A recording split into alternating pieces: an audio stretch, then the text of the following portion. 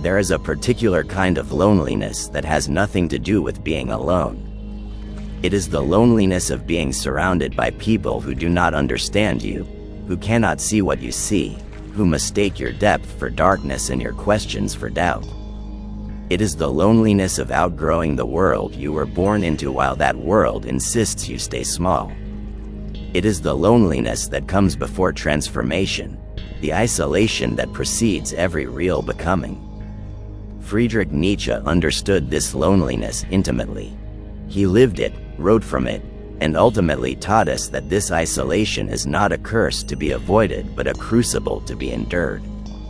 Because the loneliness before you rise is not evidence that something is wrong with you. It is evidence that something is awakening within you. We live in a world that fears solitude and worships belonging. From childhood, we are taught that fitting in is success and standing out is failure. We learn to measure our worth by how well we conform, how seamlessly we blend, how completely we adopt the values and beliefs of those around us. The herd, as Nietzsche called it, rewards sameness and punishes deviation. It offers the comfort of belonging in exchange for the surrender of individuality. And for most people, this trade seems reasonable. They would rather be accepted than authentic, rather be comfortable than truthful, rather be surrounded by shallow connections than face the depths alone. But some people cannot make this trade, not because they are better or stronger, but because something within them refuses to accept the comfort of conformity. They look at the world and see not truth but convention. They look at society and see not wisdom but habit.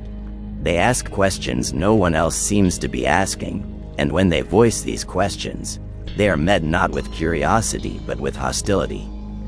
They are told they think too much, feel too deeply, question too often. They are told to be more positive, more practical, more like everyone else. And in these moments, they face a choice: diminish themselves to maintain belonging, or honor themselves and face the loneliness that comes with standing apart. What happens to the person who chooses the second path?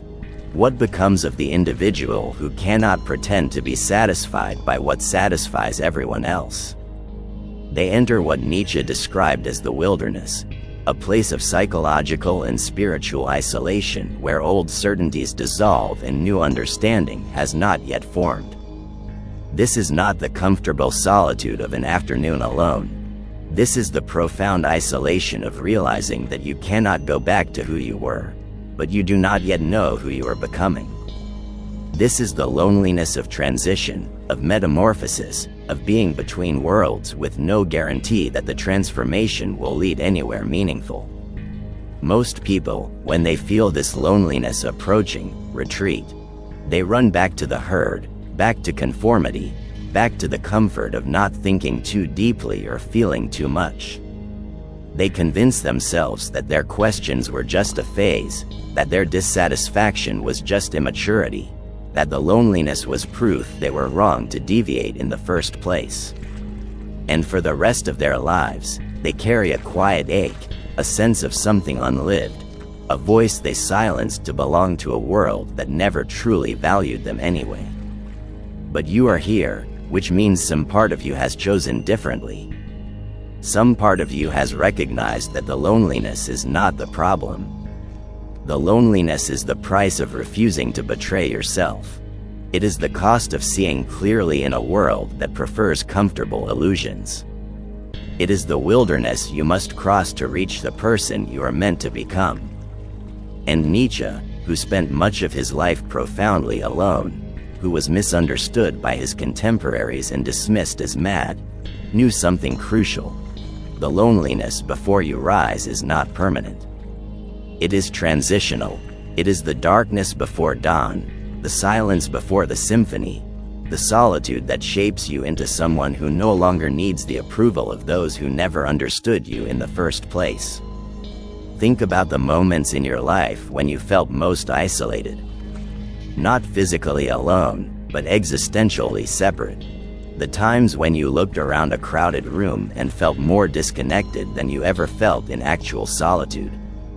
The conversations where you realized that even your closest relationships were built on shallow ground, that people knew the persona you presented but not the person you actually were.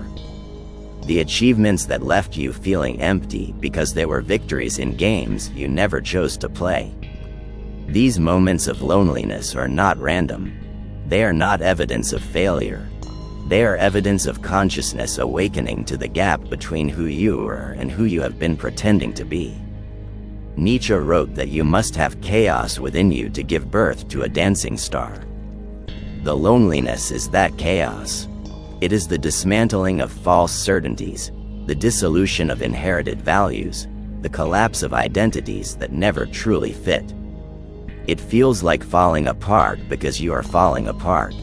The person you were, the one who fit in, who played the game, who maintained the peace, is dying. And something new is trying to be born. But birth is violent, transformation is painful, and the loneliness that accompanies this process is so intense that most people abort the transformation halfway through, choosing familiar misery over unknown possibility. This is where our story truly begins. Not in the comfort of belonging, but in the wilderness of becoming. Not in the easy acceptance of the crowd, but in the difficult solitude of the individual who has seen too much to pretend, who has understood too deeply to perform, who has felt too intensely to numb themselves back into comfortable conformity. This is the loneliness before you rise. And if you are feeling it now, if you recognize yourself in this description, then you are standing at the most important threshold of your life. Behind you is everything you have outgrown. Ahead of you is everything you might become.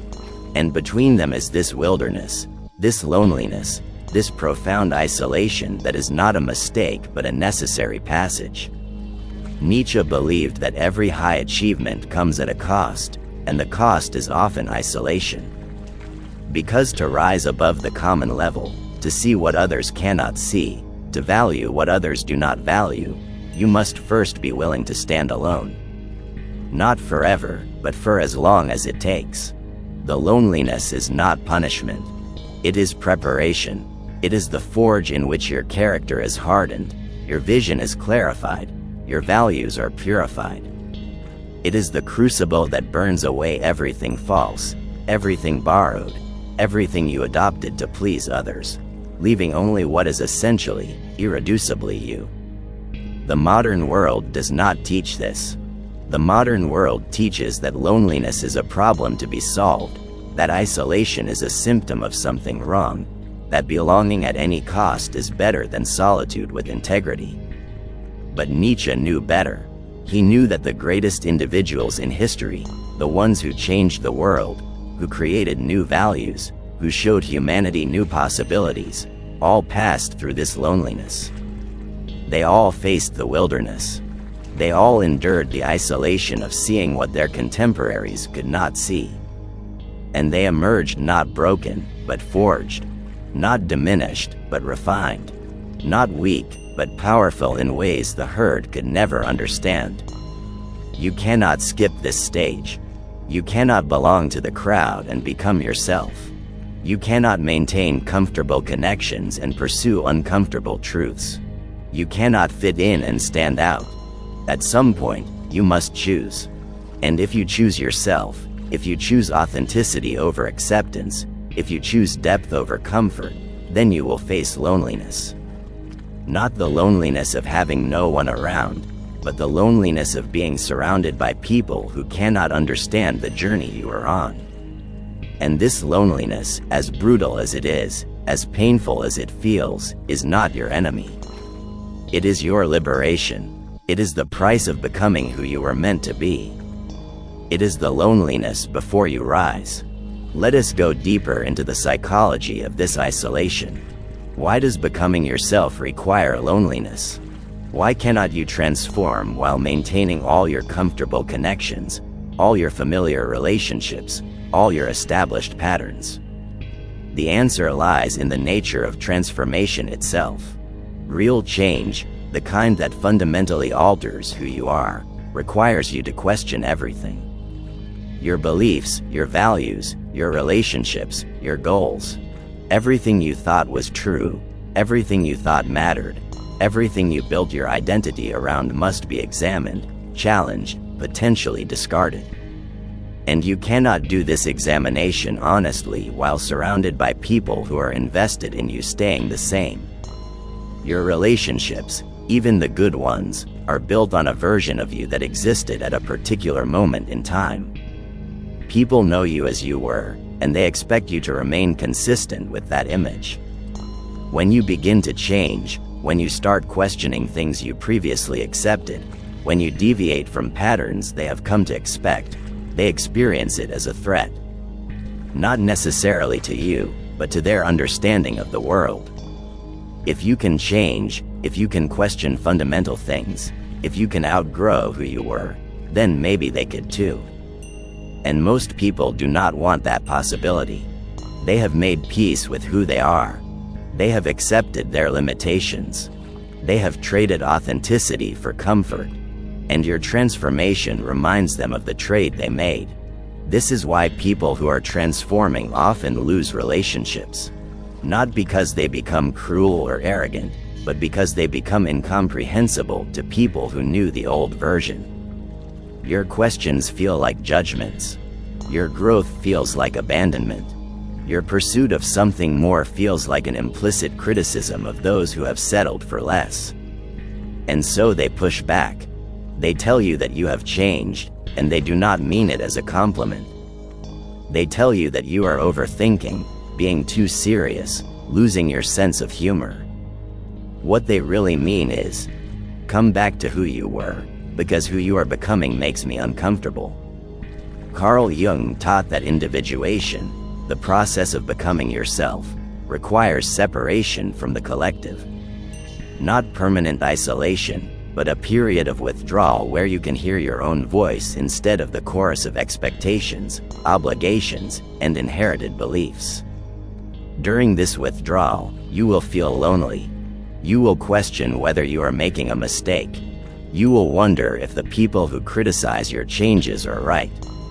You will be tempted to return to the familiar patterns, to become again who you were, to trade this difficult solitude for easy belonging. This is the critical moment. This is where most people turn back. They cannot endure the loneliness, cannot tolerate the uncertainty, cannot face the possibility that they might be wrong. And so they abandon the transformation halfway through. They return to the herd, but they return changed in the worst way. Diminished by the attempt, carrying the knowledge that they gave up on themselves, forever haunted by the question of who they might have become if they had only endured the loneliness a little longer. But those who persist, those who endure the wilderness, discover something remarkable. The loneliness begins to transform. At first, it is painful, a constant ache of disconnection. But gradually, it becomes something else. It becomes solitude, and solitude is not the same as loneliness. Loneliness is wanting connection and not having it. Solitude is being alone and discovering that you are enough. Loneliness is feeling incomplete without others. Solitude is realizing that wholeness comes from within. Loneliness is suffering. Solitude is strength. Nietzsche spent years in solitude, driven there partly by illness, partly by the radical nature of his ideas, partly by the fact that he had outgrown everyone who knew him. During these years, he wrote his most powerful work. He developed his most important ideas. He became the philosopher who would influence generations. But at the time, he was alone, misunderstood, dismissed, living on the margins of society, writing books almost no one read. If he had judged his value by his acceptance, by his belonging, by his popularity, he would have considered himself a failure. But he measured himself by a different standard, not by how well he fit in, but by how authentically he expressed what he saw as true. This is the shift that happens in solitude. You stop measuring yourself by external standards and start developing internal ones. You stop asking, do they approve? and start asking, is this true? You stop seeking validation from the crowd and start trusting your own judgment. This does not happen overnight. It happens gradually, through countless small moments of choosing yourself over the comfort of belonging. Each time you speak a truth that makes others uncomfortable, each time you pursue a value that others dismiss, each time you walk away from a connection that requires you to diminish yourself, you strengthen your internal foundation. You become, in Nietzsche's words, who you are. The emotional cost of this process is real. There is grief in outgrowing relationships. There is fear in walking away from familiar patterns. There is exhaustion in constantly swimming against the current while everyone else floats comfortably with it. You will have moments of doubt so profound that you question everything. Moments when belonging looks so attractive that you almost convince yourself to surrender. Moments when the loneliness is so intense that you wonder if isolation will be your permanent state. These moments are part of the process. They are not signs that you should turn back. They are signs that you are going deep enough to touch something real. Nietzsche wrote about the camel, the lion, and the child. The camel bears the weight of inherited values, carrying what tradition tells it to carry. The lion rebels against these values, fighting for freedom from what it was taught. But the child creates new values, plays new games, lives according to its own truth. Most people never move past the camel stage. Some reach the lion stage, fighting against the old but not yet creating the new. But few reach the child stage, where you have broken free from inherited values and begun creating your own. And you cannot reach this final stage without passing through the wilderness. Without enduring the loneliness. Without the isolation that forces you to find your own voice instead of echoing others. The hidden mechanism at work here is this: the herd maintains its cohesion through constant reinforcement. Through shared beliefs, shared values, shared judgments. When everyone agrees that certain things are true, certain things are valuable, certain things are worthy, these agreements create a reality that feels solid, permanent, unchallengeable. But it is not solid. It is constructed. And when you step outside this constant reinforcement, when you stop participating in the collective agreement about what matters, the constructed reality begins to dissolve. You see it for what it is. Not truth, but consensus. Not reality, but habit. Not wisdom, but convention. This dissolution is disorienting. Everything you thought was fixed reveals itself as fluid. Everything you thought was permanent shows itself as temporary. Everything you thought was true demonstrates itself as merely agreed upon. This is terrifying.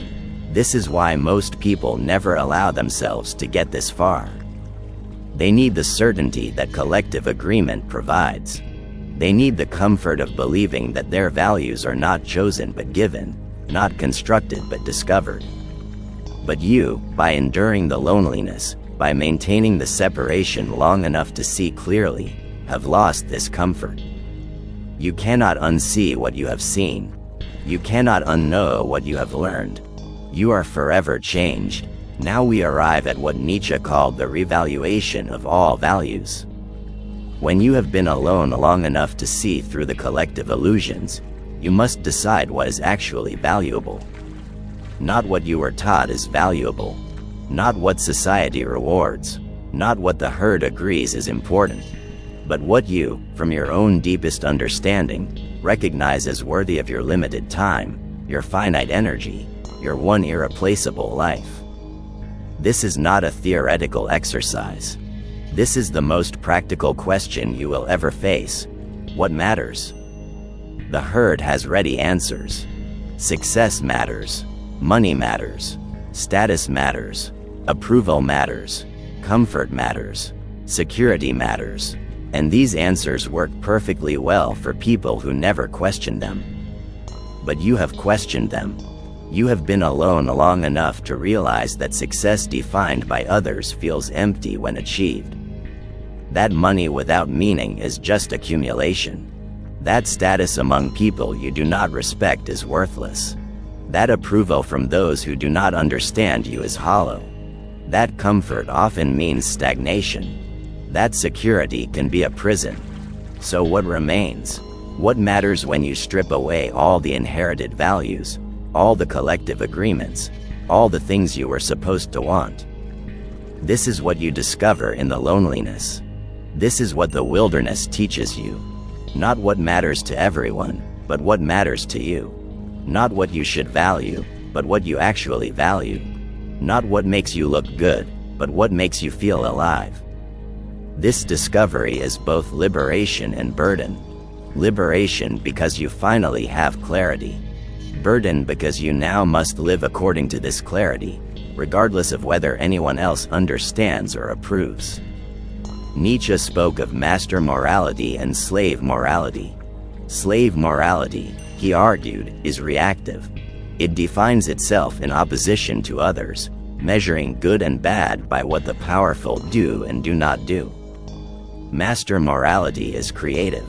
It creates its own values from a position of strength, defining good as what affirms life and bad as what denies it. Most people live in slave morality, constantly measuring themselves against others, defining their worth by comparison, seeking approval from external authorities. But the loneliness forces you into master morality. Because when you are alone, when you have no one to compare yourself to, when you have no crowd to seek approval from, you must create your own values or have none at all. This is the transformation that occurs in the wilderness. You stop being reactive and become creative. You stop measuring yourself by others' standards and start setting your own. You stop seeking permission and start granting it to yourself. This does not happen because you decide to become more confident. It happens because the loneliness gives you no other choice. Either you learn to validate yourself, or you remain invalidated. Either you create your own meaning, or you live without meaning. Either you become your own authority, or you have no authority at all.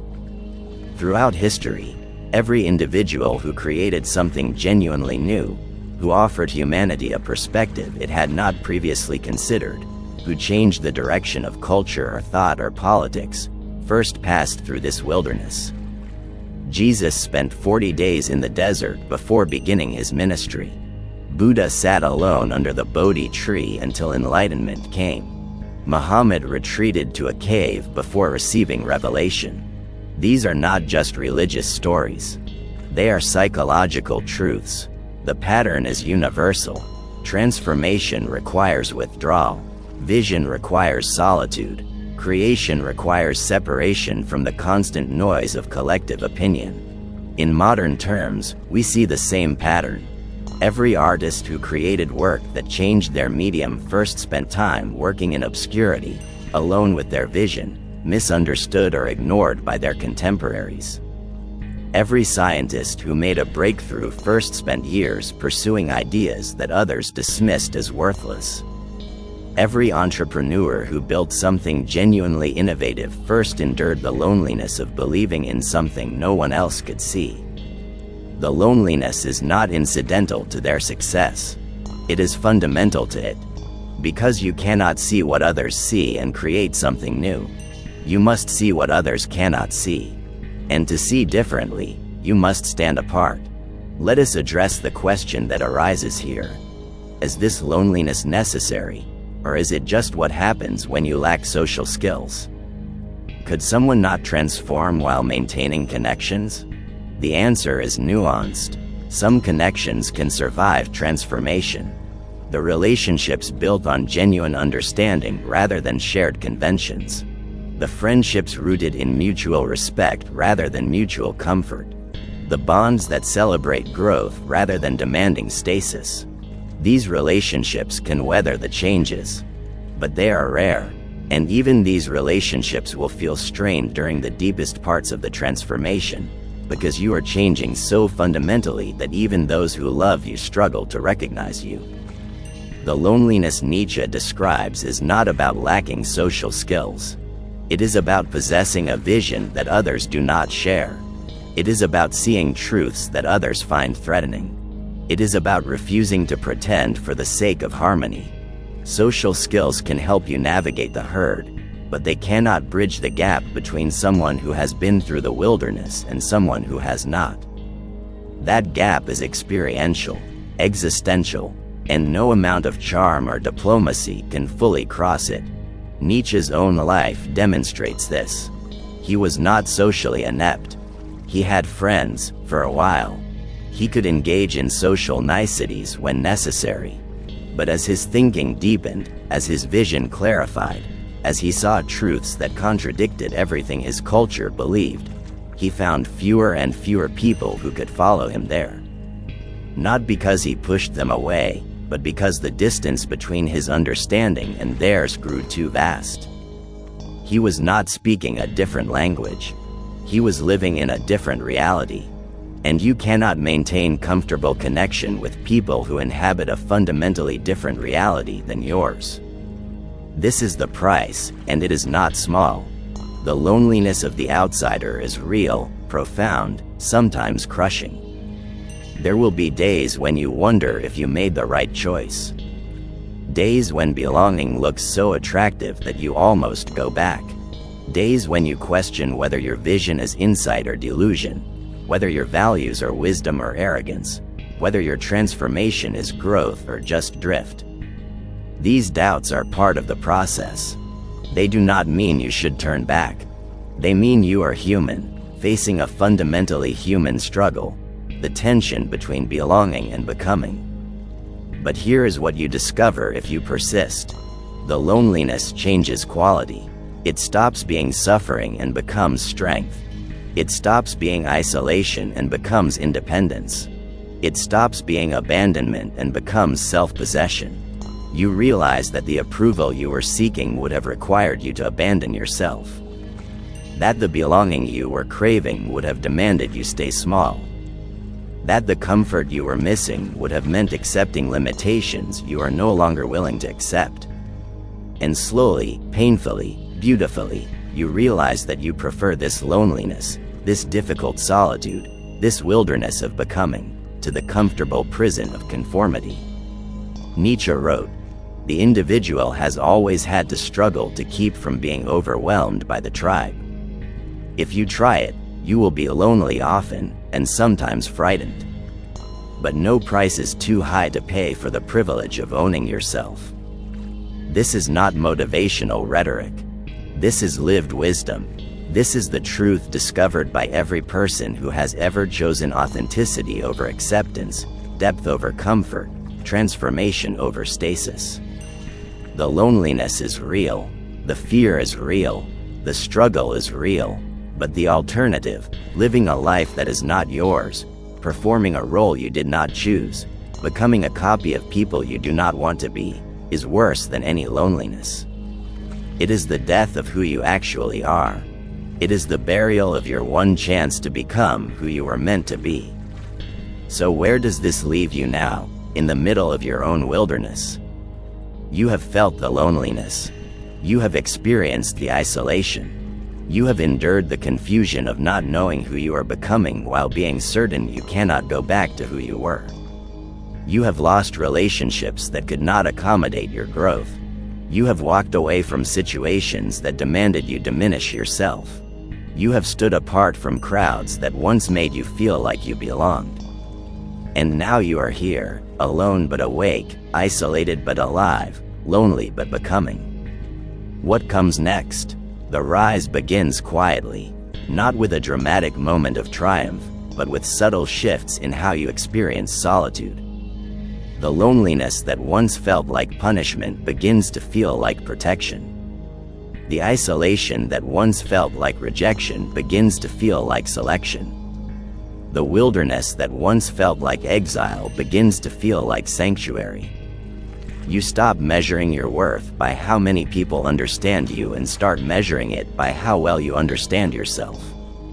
You stop seeking validation from those who never really knew you and start trusting your own judgment. You stop trying to explain yourself to people who are not ready to understand and start expressing yourself for those who are. This shift is not about becoming arrogant or dismissive. It is about becoming sovereign. It is about recognizing that you are the authority on your own life. Not your parents, who did their best but cannot live your life for you. Not your peers, who are navigating their own paths and cannot map yours.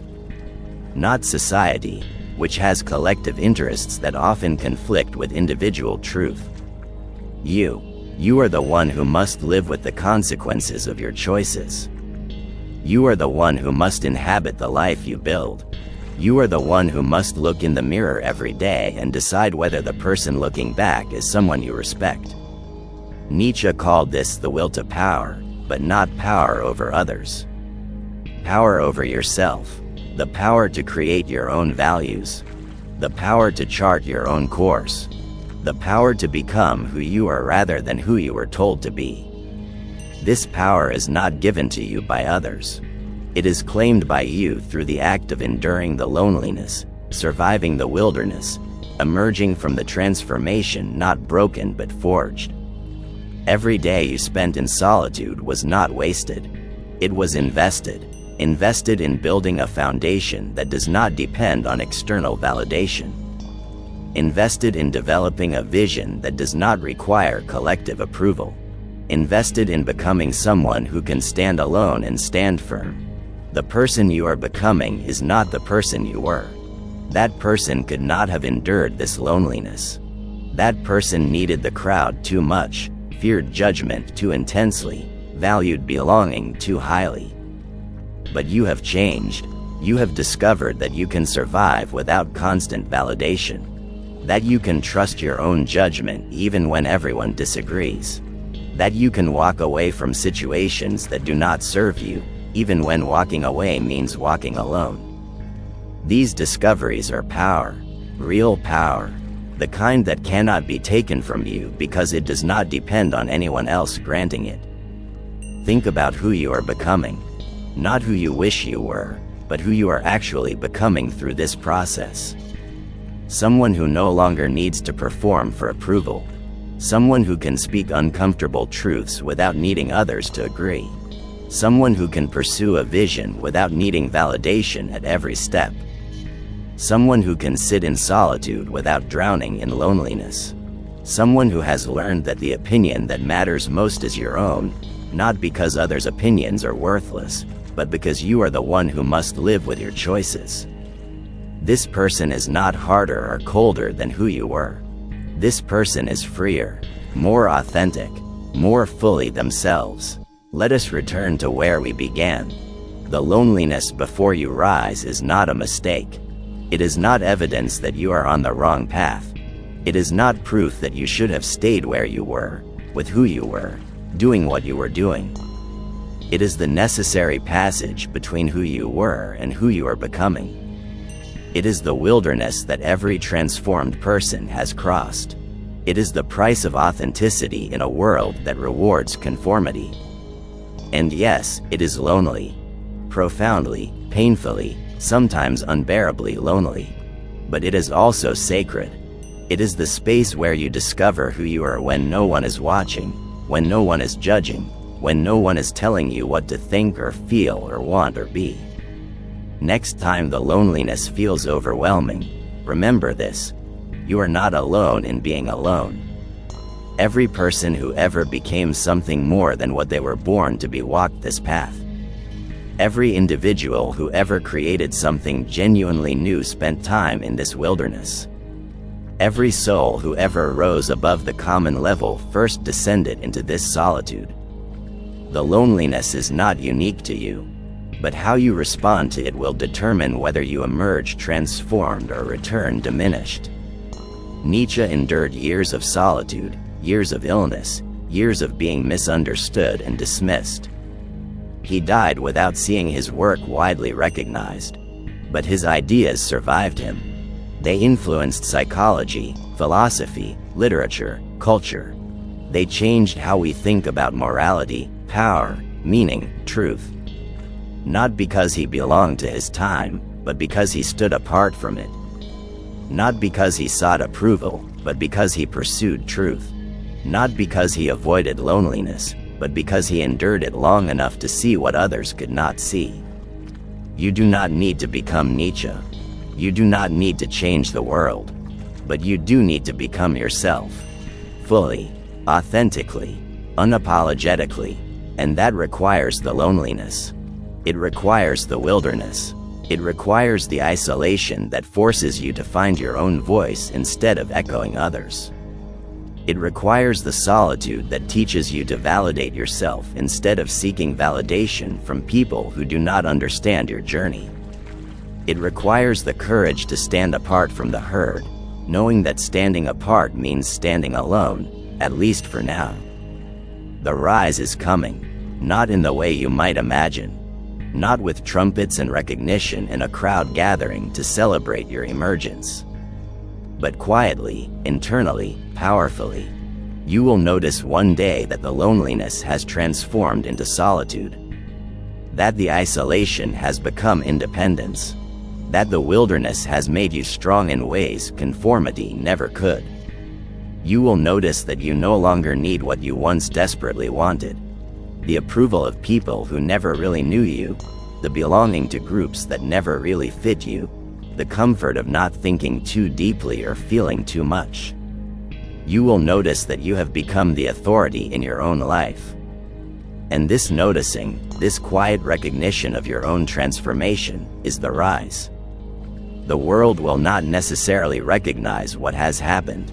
The herd will not suddenly understand what you now understand. The people you left behind will not necessarily celebrate who you have become. But you will know. You will feel the difference between who you were and who you are. You will recognize the strength that came from enduring what you thought would break you. You will understand that the loneliness was not punishment but preparation. That the wilderness was not exile but initiation. That the isolation was not abandonment but the necessary solitude of becoming. Nietzsche wrote, "One must still have chaos within oneself to give birth to a dancing star." You have had the chaos. You have endured the disorder, the confusion, the dissolution of everything you thought was solid. And now, emerging from that chaos, you are giving birth to something new. Not a perfect version of yourself, but an authentic one. Not someone who fits perfectly into the world as it is, but someone who carries within them the possibility of a different world. Not someone who belongs to the herd, but someone who has learned to belong to themselves. If you are in the wilderness right now, if you are feeling the loneliness that comes before the rise, if you are struggling with the isolation of becoming who you are meant to be, then hear this. You are exactly where you need to be. The loneliness is not evidence of failure. It is evidence of transformation. The isolation is not proof that something is wrong. It is proof that something is changing. The wilderness is not permanent. It is transitional, and on the other side of this difficult passage is a version of yourself that could never have existed without it. Stay in the wilderness as long as you need to. Do not rush back to comfortable conformity just to escape the loneliness. Do not abandon your transformation just to regain belonging. Do not betray yourself just to fit in. The herd will always be there, ready to welcome you back, ready to smooth away your edges, ready to help you forget that you ever dared to become something more. But you cannot go back. Not really. You have seen too much. You have understood too deeply. You have felt too intensely.